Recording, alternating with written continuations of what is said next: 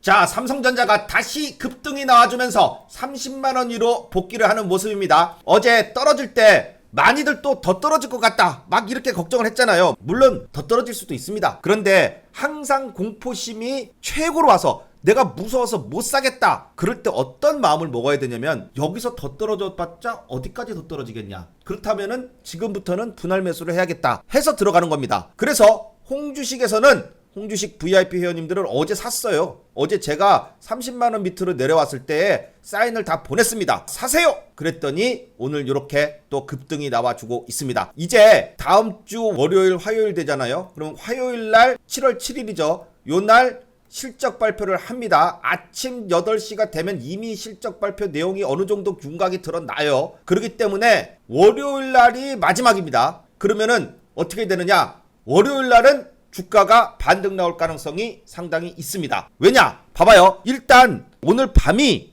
미국 휴장입니다. 항상 금요일날, 여러분 여태까지 금요일날 보면요, 금요일날 주가가 다 떨어졌어요. 그래서 야, 금요일만 되면 주가가 떨어지네? 누가 그래요? 그 맞아요. 왜냐? 주말에 또 미국장이 또 어떻게 될지 모르니까, 그래서 팔고 가자는 심리가 있어서 금요일날 대부분 떨어졌는데, 그래서 오늘 금요일이기 때문에 좀 떨어지면은 이제 막판에 마지막 지지 라인에서 사야지라고 생각을 하고 있었는데 바로 오늘 오릅니다. 왜냐? 미국이 독립기념일이래요. 그래서 휴장이랍니다. 오늘 미국장이 안 열려요. 그러면 주말에 대한 리스크가 줄죠. 주말에 미국장이 어떻게 될까 걱정을 안 해도 돼요. 그러니까 오늘부터 올라서 월요일날 아침에 되더라도 일단 어떠한 얘기가 별로 없어요. 그러면 반등이 나오는 거에 힘입어서 일단 반등이 나오는데, 그 다음에 7월 7일날 실적 발표 내용을 보고 오르든지 떨어지든지 그렇게 된단 말이에요. 지금 주가가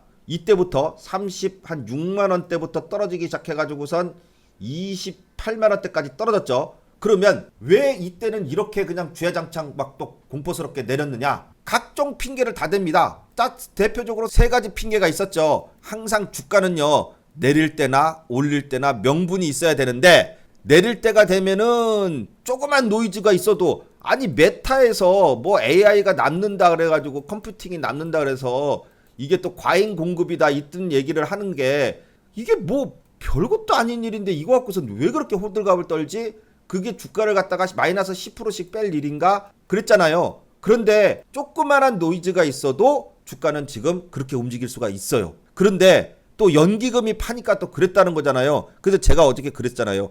연기금이 계속 파는 게 아니라 어느 정도 팔면은 얘네들도 산다. 그랬더니 봐봐요. 오늘 연기금이 많이 샀어요. 보세요. 삼성전자 외국인은 계속 팔고, 그죠? 근데 기관이 샀습니다. 그죠? 어쨌든 기관이 지금 중요해요. 그리고 더군다나 개인이 팔았어요. 개인이 팔고, 그 다음에 금융투자보험 쭉 해서 연기금, 사모펀드, 기타 법인까지 싹 다 삽니다.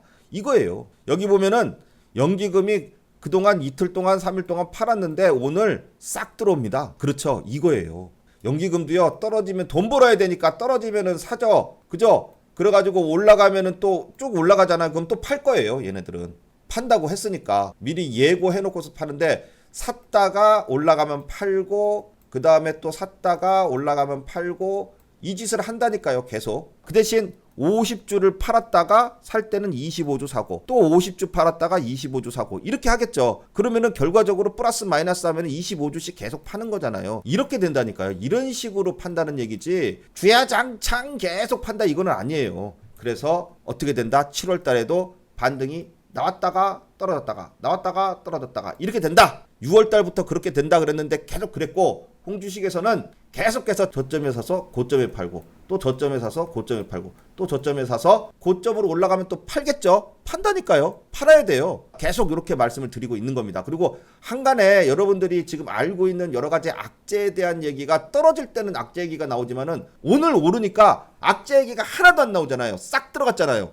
그러면서 다시 뭐 40만원 간다 또, 아유 웃겨 죽겠어요 지금 보면은. 예, 왜 그렇게 막 하루 일희 일비 하는지. 예, 항상 주식은요, 핑계와 명분이 항상 있어야 된다는 거예요. 떨어지면 왜 떨어지는데, 오르면 왜 오르는데, 이제는요 이유가 없으니까 이딴 얘기까지 합니다. 미국에서 어제 미국 반도체 지수가요 급락을 했어요. 그저께도 떨어지더니 어제도 무지하게 떨어진 거예요. 그러니까 이거 왜 떨어졌냐? 그러니까 삼성전자하고 하이닉스가 떨어져가지고 우리도 떨어진 거야.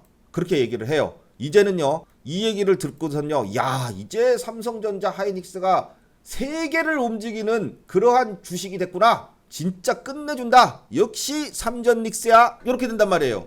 뭐 메타가 떨어져서 떨어졌다. 이날은 AI가 남는다 그래가지고 떨어졌다. 근데 오늘은 왜 떨어졌냐? 삼전닉스가 떨어져서 떨어졌다. 이렇게 핑계를 대는 거예요. 그럼 미국장도 오늘 삼전닉스가 이렇게 올랐으니까 월요일날 오르겠네요. 그죠? 오늘은 휴장이니까. 그럼 미국장이 올랐으니까 우리나라 시장은 그 다음날 월요일날 밤에 또 오르겠네요. 그러죠? 그리고 나서 화요일이네요. 화요일날은 삼성전자 실적 발표가 있네요. 그런데 삼성전자 실적 발표가 있으면은 실적이 지금 어떻게 나온다고 지금 다들 그랬어요? 지금 실적이 안 좋게 나온다면서요. 예상치보다 안 좋게 나온다고. 100조 예상하고 있었는데 89조 이렇게 얘기를 하잖아요. 뭐 86조 예상하고 있었는데 81조 나온다. 이런 식으로 충당금 때문에, 그놈의 노조 때문에, 노조가 그렇게 했던 게 이제 계산서가 날라왔다. 이 얘기잖아요. 그죠? 그래서 주가를 이렇게 떨어뜨린 거예요. 딱 핑계가 지금 그거잖아요. 딱 세 개. 그죠? 미국장, 그 다음에 성과급, 그 다음에 연기금. 딱 세 개.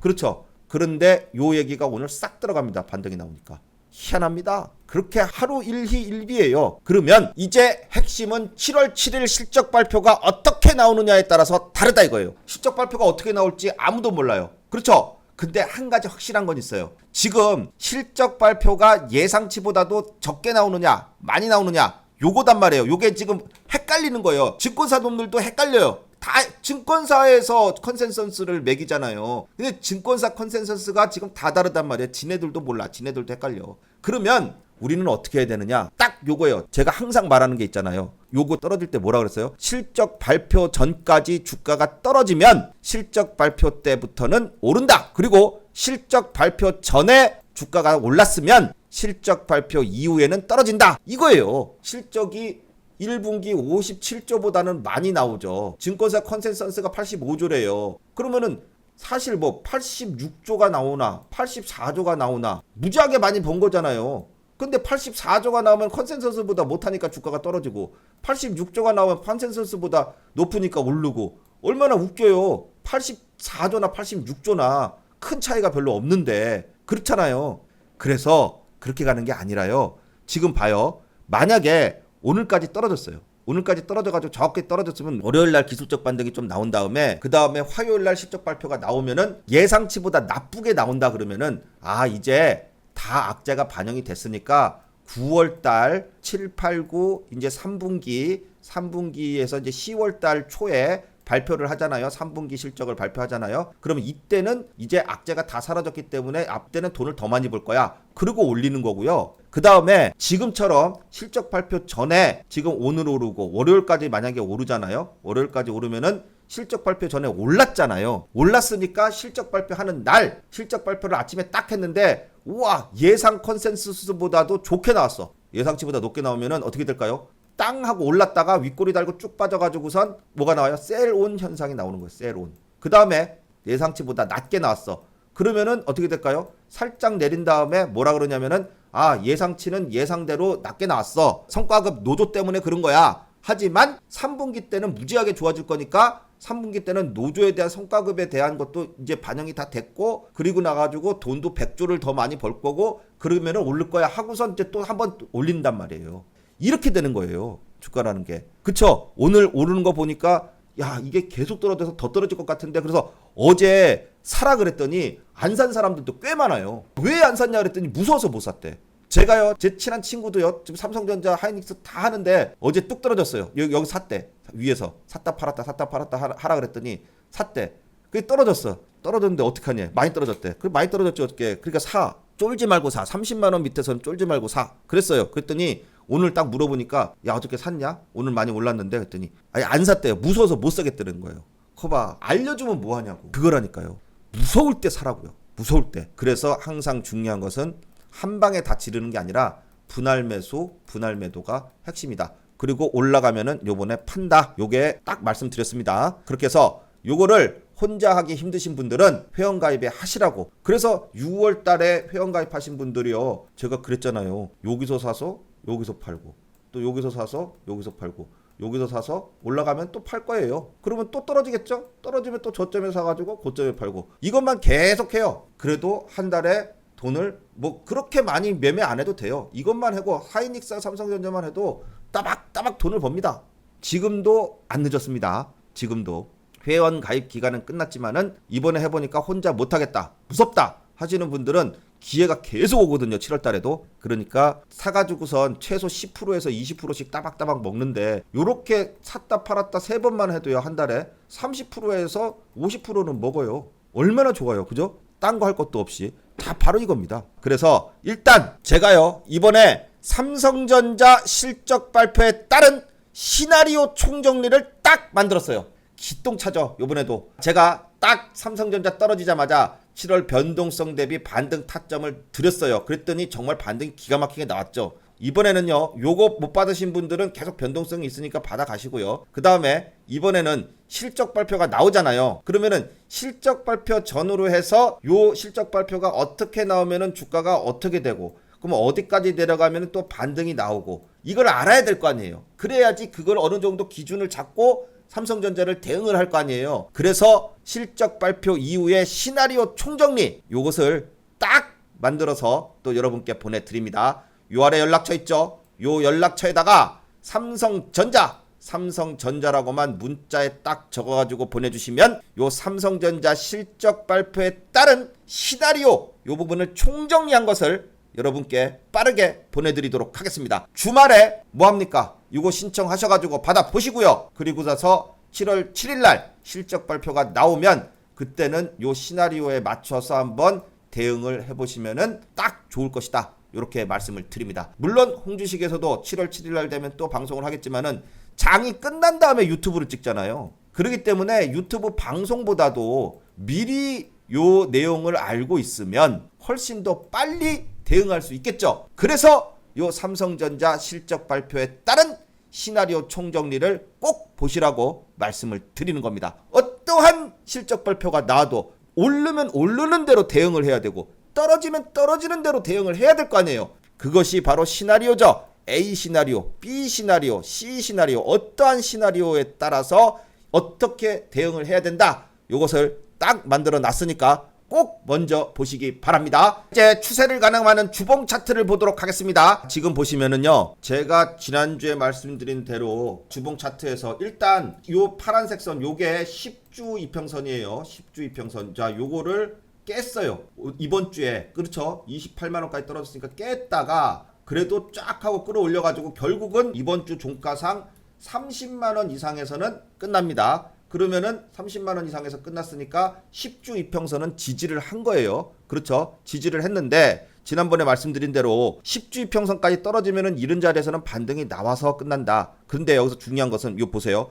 요 연두색 선 있죠. 요 연두색 선이 요게 5주 이평선이에요. 그죠? 5주 이평선. 이 5주 이평선을 그동안 한 번도 깨지 않고 쭉 타고 올라왔어요. 그러다가 이번 주에 처음으로 깨면서 요 5주 이평선이 어떻게 됐어요? 우상향 하던 5주 이평선이 이렇게 꺾였죠. 그죠? 이렇게 올라가다가 여기서 딱 꺾였단 말이에요. 그러면 단기적인 추세는 꺾인 거예요. 그렇죠? 단기적인 추세가 꺾였는데 이제 다음 주가 중요합니다. 다음 주에 이 5주 이평선은 이제 다음 주가 되잖아요. 그러면 요렇게 가요. 요렇게 한 32만 5천 원에서 33만원 사이가 바로 5주 이평선이 됩니다. 그러면 다음 주에 종가상 양봉으로 요렇게 끝나야 돼요. 요런 식으로 끝나주면은 5주 이평선보다도 위에서 요렇게 끝나줘야, 물론 이제 윗꼬리 아랫꼬리는 있을 수 있어요.